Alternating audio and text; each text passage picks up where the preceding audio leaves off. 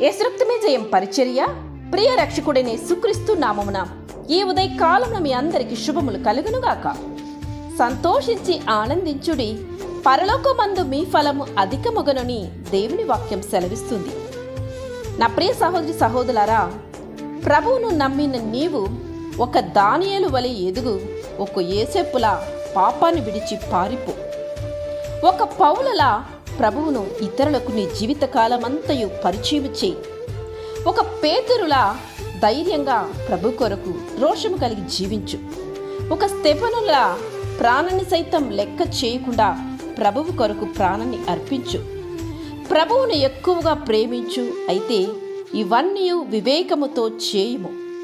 యోసేపు దేవుని చిత్త ప్రకారం పరిశుద్ధతను కాపాడుకున్నందుకు అన్యాయముగా చెరసలలో వేయబడినప్పుడు కూడా దేవుడు యోసేపును విడిచిపెట్టలేదు, కానీ ఆ శ్రమల నుండి విడిపించి దేశానికే ప్రధాని మంత్రిని చేశాడు.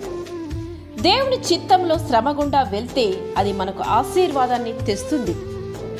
విగ్రహమునకు మొక్కని ముగ్గురు యవ్వనస్తులను అగ్నిగుండములో పడవేస్తే దేవుడు అద్భుత రీతిలో వారిని ఆ అగ్నిగుండం నుంచి తప్పించి ఉన్నత స్థాయికు దేవుడు చేర్చాడు.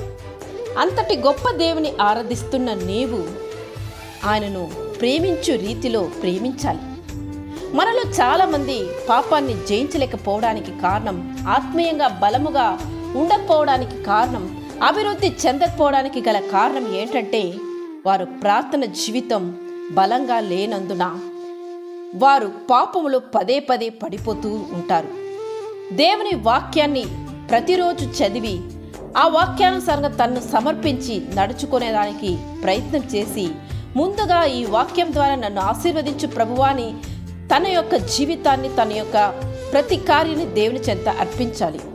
నీ ఎదుట నేను పాపము చేయకుండానట్లు నా హృదయములో నీ వాక్యం ఉంచుకొని ఉన్నాను అని నీవు దేవుని చెంత ప్రార్థించిన వాడివైతే దేవుడు నీ హృదయంలో తన వాక్యాన్ని ఉంచి నీవు జయించడానికి దేవుడు శక్తిని ఇస్తాడు. అట్టి శక్తి వాక్యానికి ఉంది. నీ సన్నిధి నేను అనుభవించేంత వరకు నా మోకాళ్ళు నీ చెంత సమర్పించి ప్రార్థిస్తున్నాను తండ్రి, ఈ మోకాళ్ళ నుంచి నేను లేవనయ్యా అని నీవు పట్టుదల కలిగి ప్రార్థించినప్పుడే జయ జీవితాన్ని జీవించగలవు.